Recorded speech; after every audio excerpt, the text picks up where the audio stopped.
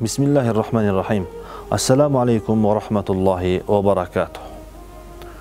Бұл аламда адамдар бақтылылықта, игілікте жашасын деп, ислам дінімізге ыразы болған Алла Таалаға шексіз мақтоо даңқтоо болсын. Момын мұсылмандар, иман келтіргендер, игілікте, бақытта жашасын деп, ырайым болып жіберілген сүйікті пайғамбарымызға салам жана салаваттар болсын. Егерде бақтылулардың бақтылуысы болам десең, анда башқаларға бақытты, игілікті, жылмаюыны, жырғалчылықты тартулаған. Бұға мисал келтіріп айтып кетейлік.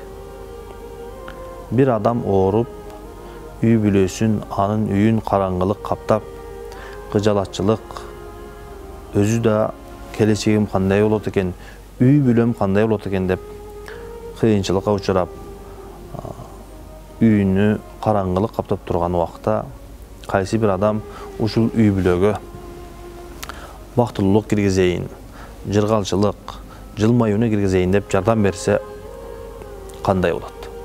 Bir kişi Arap өлкөлөрүндө болгон окуя, кечинде шаардын сыртында экен, кечинде саат 11-12-лерде шаарга кирип келиптир.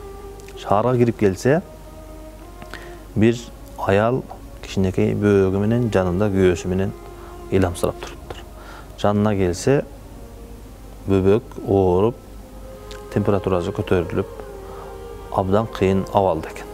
Булар сырттан, башка мамлекеттен келген адам болгондуктан эч кимди тааныбайт, билбейт.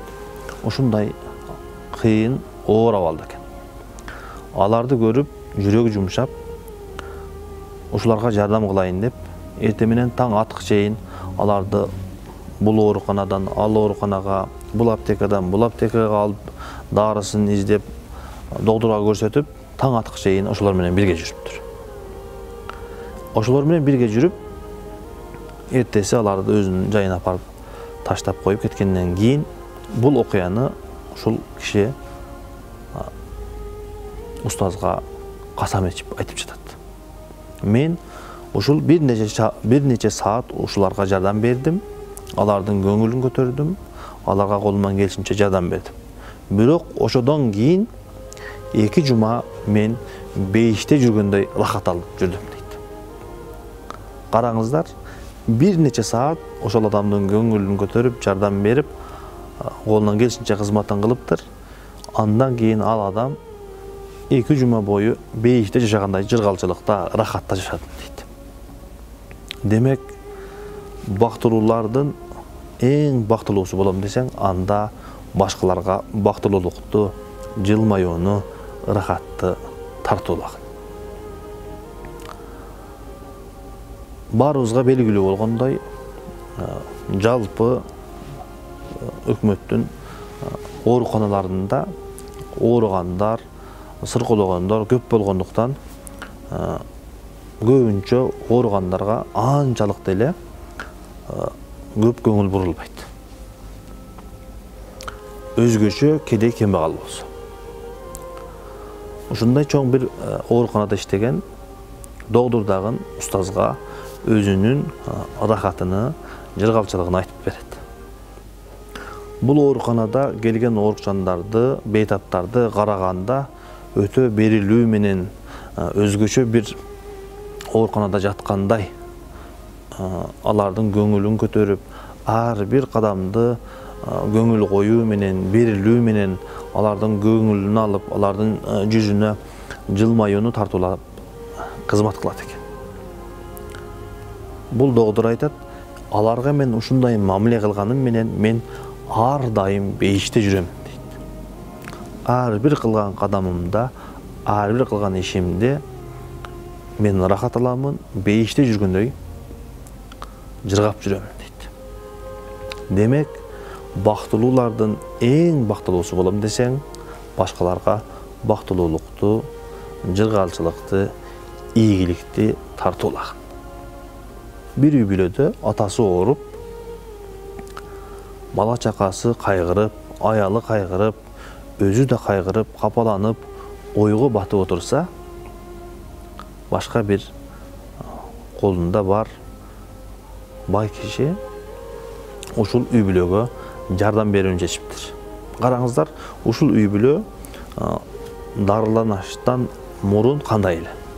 Үйдү кайгы капа каптаган, балдардын баары кайгыда, ойдо, кыжалатчылык.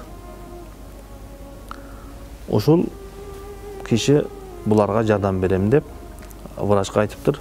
Ал кишини дарылаңыз, бардыгыны мен өзүм жардам беремин, өзүм көтөрөм дептир.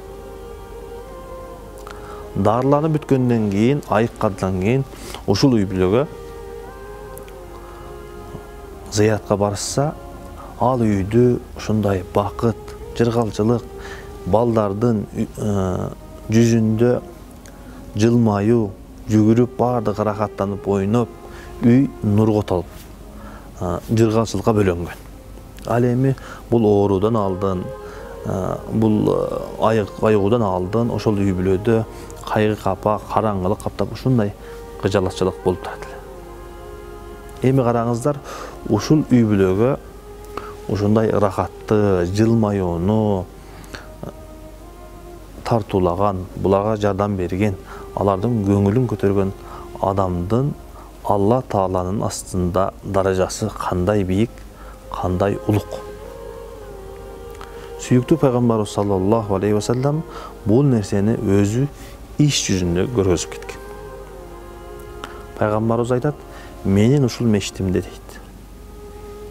Bir ай бою орозо кармоо, ушул мешитте этикафта отурууга караганда бир момун мусулмандын, бир адамдын көңүлүнү ачып, анын ишине жардам берип, аны ийгиликке, ырахатка, бакытка бөлөгөндүгүм артыгыраак дейт. Караңыз, кимдин орозосу, кимдин этикафы? Улуу, үлгүлүү болгон, күнөөлөрү кечирилген пайгамбарыбыз саллаллаху алейхи ва саллям башка мешиттерде эмес, сообу өтө көп болгон өзүнүн мешитинде bir ай орозо кармап, ошол жерде этикафта отургандан бир момун, бир мусулманга, бир адамга жардам берип, анын ишине, анын ийгилигине шерик болуп, анын кайгы капасын бирге көтөргөн адам кандай соопко. Пайгамбарыбыздын ибадатынан bir айлык орозодон, bir айлык этикафтан жакшыраак дейт. Буну пайгамбарыбыздын бул хадисини Ибн Аббас разияллаху анху иш жүзүндө көрсөтүп, этикафта отурган жеринде bir күн караса, кайгыга, капага бөлөнгөн бир киши отуруптур.